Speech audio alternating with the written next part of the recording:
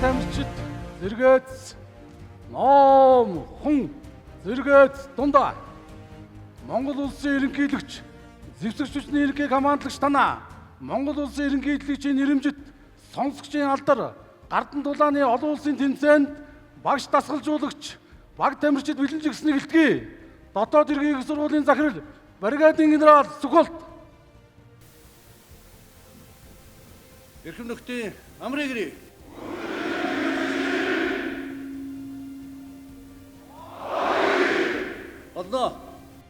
болно.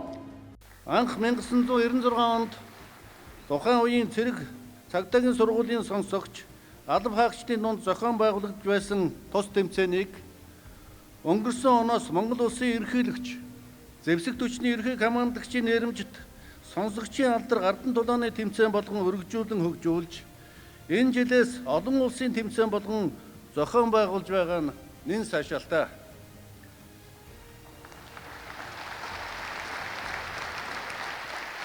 Гардан дулаан бол цэрэг цагдаагийн албан хаагчдын мэргэжлийн ур чадрын зайлшгүй бүрэлдэхүүн хэсэг төдийгүй хүүхэд залуучуудыг аливаа бэрхшээл сорилтыг авхаал самбаа зориг золбоо бие бэлдар сэтгэл зүйн хадуудлаар даван туулах чадварт сургалтуулж эх оронч хүмүүнлэг иргэн болгон төлөвшүүлэхэд чухал үүрэг гүйцэтгэж байд юм а.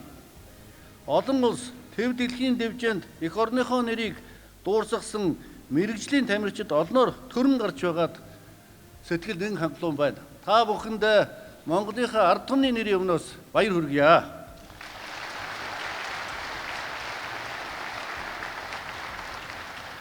Гардан дулаан өөрийгөө хамгаалах урлагийн нэмэлт хөтөлбөрийг бүх шатны боловсролын байгууллагын биеийн тамирын хичээлийн агуулгад тусган хэрэгжүүлэх талаар Дулааны спортын холбоо мэргэжлийн клубүүдийн дэвшүүлсэн санал санаачлагыг би дэмжихэд бас бэлэн байна.